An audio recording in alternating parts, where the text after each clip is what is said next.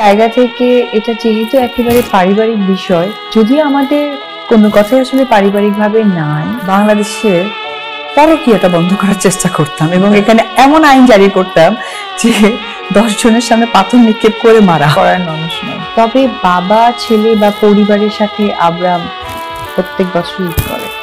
বরবাদে তার যে লুক, মানে তার যে কি বলবো অ্যাকশন, আসলে উনি তো ব্যস্ত মানুষ।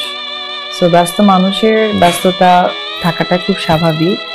তো সেই জায়গা থেকে এটা যেহেতু একেবারে পারিবারিক বিষয়, যদিও আমাদের কোনো কথাই আসলে পারিবারিকভাবে নাই, সকলেই জানে, বাবা ছেলে বা পরিবারের সাথে আব্রাম প্রত্যেক বছর ঈদ করে।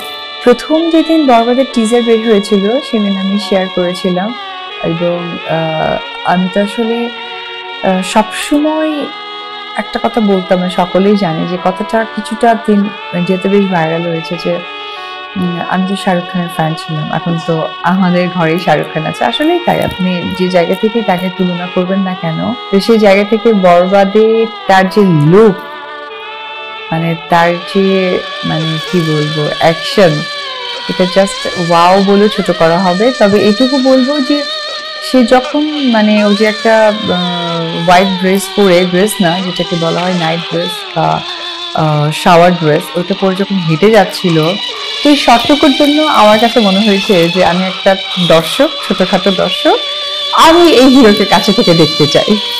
এতটা ভালো লেগেছে। বেশি কাছের মানুষ আসলে নতুন ভাবে কখনো আবিষ্কার হয় না।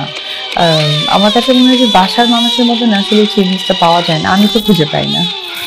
এরপরে আমার ভালো লাগা মন্দ লাগা যেটা মনে হয় সেই জায়গাটা আমি শেয়ার করি। শেয়ারের মানেটা হচ্ছে এটা আমার ব্যক্তি জায়গা থেকে পছন্দ হওয়া, আমার উৎসাহর জায়গাটা দর্শকদের সাথে শেয়ার করা, সেটাই করি।